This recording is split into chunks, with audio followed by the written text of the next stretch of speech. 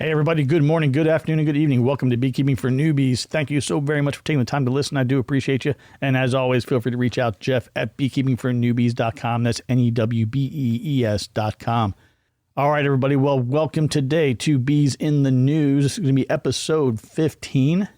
Today, we've got articles coming from, we've got Pennsylvania, Sweden. We got in the U.S. via the FDA. Canada, and I think that might be about it. So let's jump into it right here.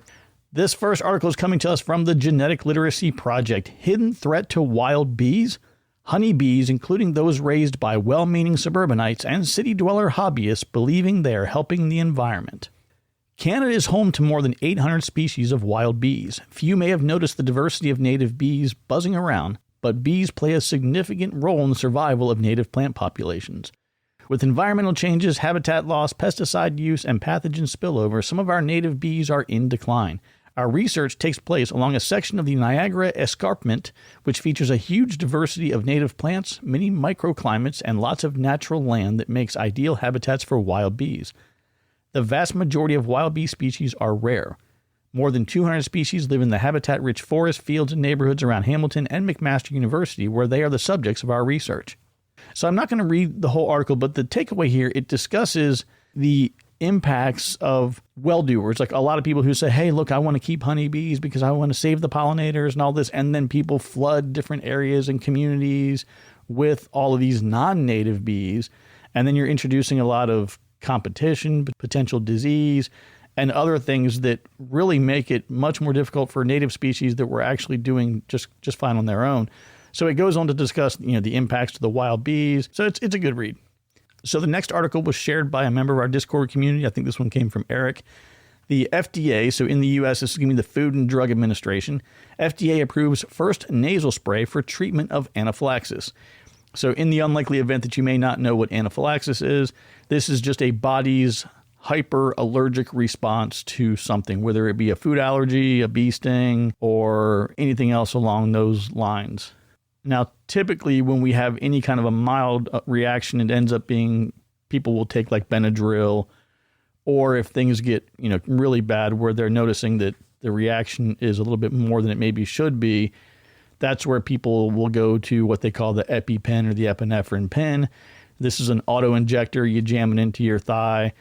It shoots a syringe into the meaty muscle of your thigh, and then it injects the epinephrine into your body. And then you feel like you just saw the big bear and it scared the crap out of you for, a few more minutes. Your heart rate's going through the roof. And anyway, that auto-injector really was kind of the only option that we've had for a long time for, these acute anaphylaxis kind of situations.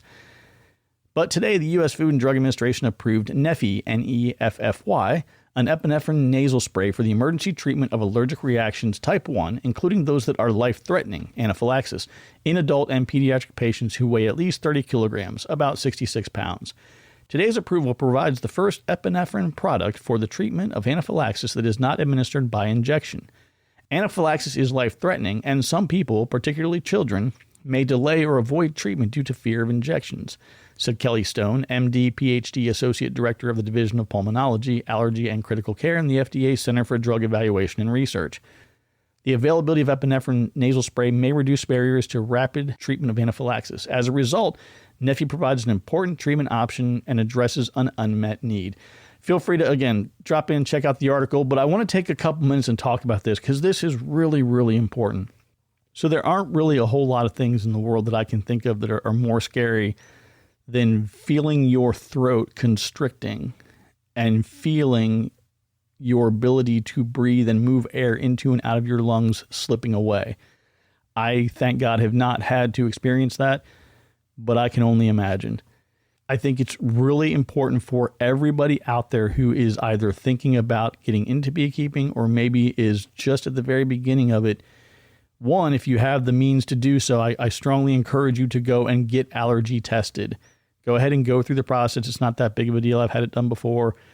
Figure out what your body is and is not allergic to right up front. That's number one. Number two, I recommend, even if you've been stung before and had no reaction at all, I recommend that you always have an EpiPen on hand in case something changes in your status, or two, somebody that is around you or with you or near you happens to, for whatever reason, get stung, and then they're like, oh crap, I just got stung and I'm allergic, and you've got your EpiPen right there and you can intervene. This is not, I can't stress enough how important that this is. And I'm going to tell you 2 stories here about people who are members of our Discord, part of our podcast community, and then you can kind of decide for yourself what you want to do. One member was very active a couple of years ago. I've talked to him a few months ago. He's got a lot of stuff going on with his work and other things, but was very, very active in our Discord room last year. Had a chance to meet up with him, have dinner one night at one of the local bee conferences. Super guy. He was doing an inspection one day, got stung, no big deal, but his body's immunoresponse was much more active than it was in any previous sting. Now, I don't know if that's the right technical way to describe it, but instead of just getting a small little bump and that being it, he had a lot of swelling and hives, and it covered a big area, and he was really, really concerned about this. Now, he did go. He got a scheduled appointment. He went and saw an allergist. Now, I honestly don't remember. It's been a little while what the final outcome was. I think that he does have some level of sensitivity. He just needs to pay attention and be more careful about it, and it's not necessarily the end of the world. But this, and he knows who he is. If I'm wrong, shoot me a message, man, and let me know, and I'll update everybody. But this next one is really, really, I'm shocked by that this happened, and this is why I'm glad to have the opportunity to tell you all about it. There is a gentleman who was in our Discord room, and, listener of the podcast, he sends, a message one day, and he's like, hey, I heard you talking. I think we might be neighbors. Turns out we are. So, we're chatting it up one time. We talk about oxalic acid, and he's asking some questions about recommendations for treatment or whatever. And I said, look, I got the machine. I'll just come over and I'll just knock it out for you. And he's like, are you sure? And I'm like, yeah, no problem. So I go over and I have his bees on a course of oxalic acid treatment for about 3 weeks. And, we come over, once every 4 or 5 days, did some treatment. And one day he sends me a message and he's like, hey, you're not going to believe what happened. I'm like, well, what's up? And he goes, yeah, I had to go to the ER last night. And I said, like, what happened? And he says, I was walking in my driveway and I stepped on a bee. Right? Like, no big deal. I mean, obviously you don't want to kill a bee if you don't have to, but I mean, bee was in the driveway. He's walking by, steps on it, gets stung, pulls a stinger out, goes on about his day. Well, he goes into his house, and within a few minutes, he's getting the hives, getting itchy hands, getting all the symptoms of, the beginning of an allergic reaction. And so he tells his wife, like, hey, you need to call 911. So she calls 911. He grabs the EpiPen. He administers the EpiPen to himself, and he's hanging out, waiting for the ambulance. He goes to the hospital. They get everything figured out. Now, I don't know what meds they gave him at the hospital. I mean, lots of times they'll dump, Benadryl or diphenhydramine, or they'll throw some, maybe some Solumedrol sometimes. But anyway, whatever they're going to give, they did what they had to do to make sure he was okay. He goes and sees his allergist, and his numbers are through. He sent me like a screenshot of his allergy results and something, for example, like there was like a honeybee section, and it said that it should be less than 1, and his number was like 99, something like that. So he had no idea. He had worked in the bee yard before. He had been stung before, and it wasn't an issue, but it was an issue at this point in time. Now, this is an area, and I've been trying. I reached out to my old allergist. She didn't get back to me. If you or somebody on the podcast here is an allergist and wants to get on and talk to us, please let me know. But I'll explain it as best as I can remember.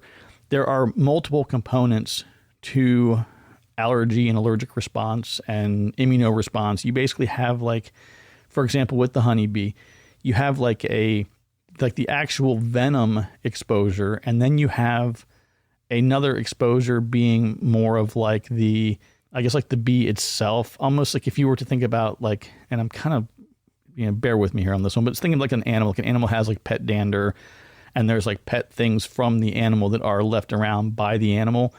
It's the same kind of thing, because I think I've heard before where like a beekeeper's family is like 10 times more likely to be allergic to honeybees than the beekeeper themselves, because the beekeeper is exposed to all the things that are the chemical signatures of bees, and they're also getting stung.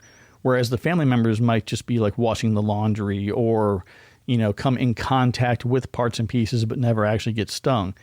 So that's my goofy, not accurate way of trying to describe it, the fact that there's multiple components to it. So I think that's where, and I think Michael Palmer has mentioned it. Other people have mentioned like the importance of getting stung. I feel like I should add this to my list. Once I figure this out, once I get a good handle on this from a technical medical standpoint, I will do a video explaining exactly how this works and why it's important to get stung. But the key takeaway on all this here, because I know I've been rambling for a long time about this, the key takeaway on all of this is whether you think you are allergic or not, whether you've had a reaction or not, please try to get an EpiPen. Okay, so this article just talks about this new nasal-based, nasal form of administration for epinephrine. So we'll see how that works out. That's pretty cool. I think that's definitely a lot better. There are a lot of people that are just scared to death of the idea of the EpiPen. They don't want to get that big auto-injector, jammed into their thigh. Now, there is something to add to this. I mean, for a nasal spray, I don't know. I haven't read the labels, but my thought is the person probably at least needs to be conscious to administer it. But anyway, so that's good to have some more options out there. Okay, so the next article is coming to us today from Entomology Today, brought to you by the Entomological Society of America. Combining pest treatments may be key to helping honeybees survive the winter. Now, this one, I'm not actually going to read any of this one. I'm going to give you a little bit of a synopsis for it, and then you can go check it out yourself. But basically what's going on in this article is the suggestion is, let's say that you are an Apigard person or Formic Pro or whatever your chosen Varroa treatment is, and you just use one. Like, for example, I just use oxalic acid. That's just, it works for me. That's what I use. But it's not necessarily the right thing for all situations.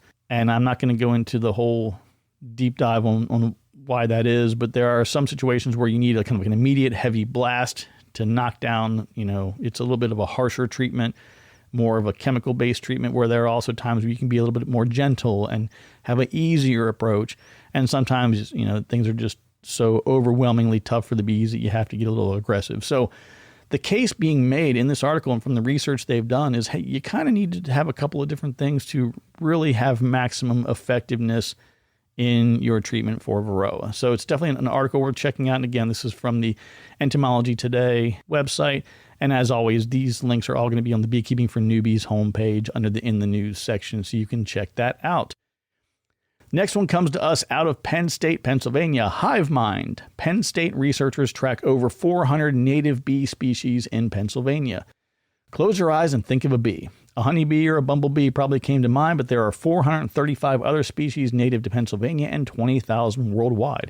It just kind of goes to show you how diverse bees are across the world and why they're so important to learn about and research, said Sarah Kenya, a researcher with Penn State's Department of Entomology, during a presentation Tuesday at Ag Progress Days. Kenya is part of a team of researchers that's working with Penn State Extension master gardeners to increase understanding of Pennsylvania's native bee population. The Pennsylvania Bee Monitoring Program, started in 2021, works with about 20 counties throughout the state where volunteers collect bees to be sent back to the research lab for identification and further study. About 300 bee species have been gathered so far. While honeybees and bumblebees are the most well-known species, they are relatively unique in terms of how they live. Both species are very social, living with the queen in hives. They also are both generalized pollinators, meaning they will collect pollen from almost any plant. That's why they're so great for agricultural pollination, Kenya says. They will go and pretty much pollinate anything they see. The other bee species in the state are much more solitary, living relatively alone in cavity nests or ground nests, and often more specialized in which plants they will collect from. About 30% of Pennsylvania's bees are cavity nesters, leaving the other 70% to nest in the ground. So anyway, kind of an interesting article. I really didn't know there were that many species of bees in Pennsylvania, and there's not much more to it, but it's definitely worth a read here. And the final article for the day today comes to us from a company called Berg Insight. They are based out of Gothenburg, Sweden. How connectivity transforms the beekeeping industry. Now, this is something I've actually talked about myself that I want to do in my beehives. I want to have the ability to have a device of some sort sitting either outside the hives with sensors going in or individual devices in all of the hives. But the vision that I have is that I would be able to hold a device in my hand, walk down the rows of honeybees, And every device there sees my tablet or whatever the device is and says, oh, I need to send a report. And it automatically uploads a bunch of data. Or even better, if I can have, let's say I had 100 hives, every 10th hive was a collector.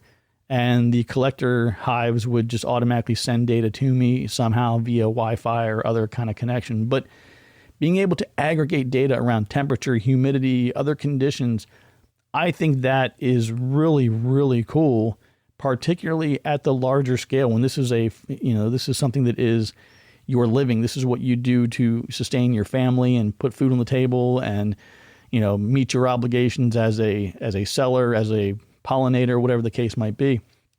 So a lot of these are done, or a lot of the technology that drives this, I should say, is done with something called IoT. If you're not familiar with IoT, it means Internet of Things. And I have no idea why they gave it that name. I think it's a pretty stupid name. But what these devices do is they essentially connect some kind of capability to your device or a means by which you can read or gather data. So quick example, you take an IoT light bulb and you screw that light bulb into a light fixture somewhere in your home. You bring up an app, and now via the app, because your phone is connected to your local Wi-Fi, the light bulb, the IoT light bulb is connected to your Wi-Fi. Now you can tell the light bulb, I want you to come on at 6 a.m. every day. I want you to go off at 9 a.m. I want you to come back on at 6 p.m. and go off again at 11 p.m. You can set schedules, timers. There are other IoT devices that, as an example, let's say you have an HVAC unit, and that HVAC unit has a tray where all the condensation water builds up, and that water is supposed to go down the drain and go outside the house. But if it gets to a certain level, it can trigger an alarm. That alarm can trigger and send a notification to you saying, hey, your AC water tray is about to overflow. You need to unclog whatever's going on. Now, they have systems in place now. When that happens, it just shuts off the HVAC system and your house gets really hot and you got to go figure out why. But anything that you can think of, whether it be an alarm system or like a Ring doorbell. A Ring doorbell is kind of an example of like a IoT type device, basically. Somebody walks up, presses the doorbell, it sends notification over Wi-Fi to an app. You have the app, you get the notification, and you talk to the person at the doorbell. They do them with outlets, smart outlets. There's all kinds of things that can be IoT enabled. I got crap inside my refrigerator and my stove now. I'm like, God, do I really need this? But that's a whole separate thing. Anyway, I wanted to give you a little bit of an IoT background before we jump in here. The bee population has been declining during the last decades, and beekeepers report increased bee colony loss rates worldwide. This implies a global threat since human survival depends on pollinators such as bees. Bees are crucial for biodiversity and health, promote sustainable agriculture, and are important pollinators for food crops. To ensure bee survival and facilitate beekeeping, technology and IoT can be utilized. The introduction of IoT in the beekeeping industry enhances bee survival. Beekeeping is the practice of managing and maintaining bee colonies and bee hives. Honey is the main product beekeepers generate through beekeeping. I'm going to fast forward a little bit to get to the IoT piece of this. By utilizing IoT, connected beehives gather data to analyze the bee colony's status and provide valuable information about the bee health to the beekeeper. As a result, the beekeeper can remotely monitor the bee colony's status and provide appropriate actions accordingly. The data can be collected through multiple sensors inside or outside the hive, such as cameras, audio, humidity, thermometers, and scales, as well as additional information strengthening the analysis, such as weather data. Thereby, it is possible to monitor bee health issues such as the loss of the queen, starvation, and infestation of mites. Connected beehives enable these issues to be managed and avoided, promoting healthier bee colonies with higher survival rates. Additional information to be monitored includes nectar and pollen flows, food levels, and honey production amount. So it goes through to talk about multiple companies that offer different types of things. I see you have a picture in here of a camera that looks really super expensive. So I'm going to put this on my 5-year plan because as most things, I'll be like, oh yeah, I'm going to try and look at this next year maybe. And then 3 years later, I haven't even thought about it. So maybe in the next 5 years, I'll pull out a little chip or a board or a Raspberry Pi or one of those little ESP32 chip things and see what I can make. But that's going to be back burner because I have so much other stuff that's got to get done.